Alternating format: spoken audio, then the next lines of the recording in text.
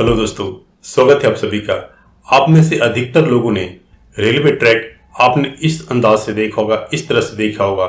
लेकिन आप ये देखिए, ये जो रेलवे ट्रैक है, इसको देख करके आप हैरान हो गए होंगे और सोच रहे होंगे कि आखिर ये किस टाइप का रेलवे ट्रैक है। तो दोस्तों, आपकी क्यूरियोसिटी को मैं शांत किए देता हूँ यहाँ पे कि यह रेलवे ट्रैक बेसिकली इंडिया में नहीं बल्कि बांग्लादेश में पाया जाता है। और वहाँ पे ऐसी ट्रैक क्यों होती है, तो आइए आपको बताते हैं।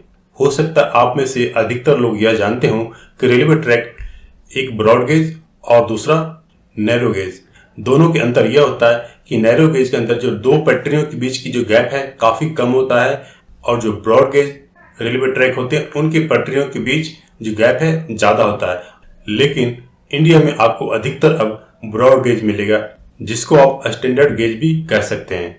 पहले इंडिया में भी नैरो गेज की ट्रैक ज्यादा होती थी, क्योंकि जो पुरानी ट्रेन होते थे उनके दो पहियों के बीच की जो गैप है वो कम होती थी, क्योंकि पहले की ट्रेनें लंबाई में भी और चौड़ाई में भी छोटी हुआ करती थी।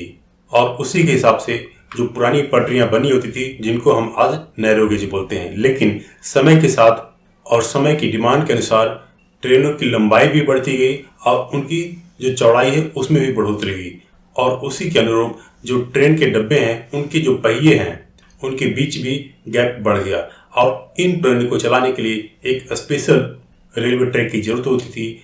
और इस दौरान फिर धीरे धीरे जो नैरो गेज की जो पटरियां थी उनको चेंज करके ब्रॉड गेज में तब्दील की जाने लगी, क्योंकि धीरे धीरे जो पुरानी ट्रेनें थी वो बंद होती गई और उसकी जगह नई ट्रेनों ने अपना स्थान ले लिया। और अब आपको इंडिया में कम से कम आपको जो मेन रूट है किसी भी रेलवे लाइन का, उसमें आपको नैरो गेज नहीं मिलेगा। नैरो गेज को समझने के लिए आप ये समझ सकते हैं कि जो पहाड़ी इलाकों में जो ट्रेनें चलती हैं वो अभी भी नैरो गेज में बनी होती हैं। तो चलिए अब बांग्लादेश की बात करते हैं, जहाँ पे इस टाइप की जो ट्रैक आपको मिलेगी। आखिर ऐसा क्यों? तो इसका एक बहुत बड़ा कारण है, और उसका वजह यह है कि इसमें जो 3 ट्रैक आपको दिख रहे हैं, बीच वाले छोड़ के जो साइड वाले 2 ट्रैक हैं वो बेसिकली ब्रॉड गेज की ट्रैक है। यानी उस पे जो ब्रॉड गेज की नई ट्रेनें हैं वो उस पे चल जाती हैं, और जो बीच वाला जो पटरी है उसको और साइड वाली पटरी के मिला करके नैरो गेज की पटरी बनाती है, जिससे कि उसी ट्रैक पे जो पुरानी गाड़ियां होती थी नैरो गेज वाली वो उस पे चल जाती हैं। और इसका फायदा ये होता है कि क्योंकि बांग्लादेश के अंदर अभी भी बहुत सारी पुरानी ट्रेनें हैं और नई ट्रेनें हैं, तो दोनों एक ही पटरी पे चल जाती है। और इस आइडिया से बांग्लादेश को एक नई पटरी, टोटल नई पटरी बिछाने के काम से बच गया, और जो उनकी जो पुरानी ट्रेनें वो भी चल रही है सेम ट्रैक पे।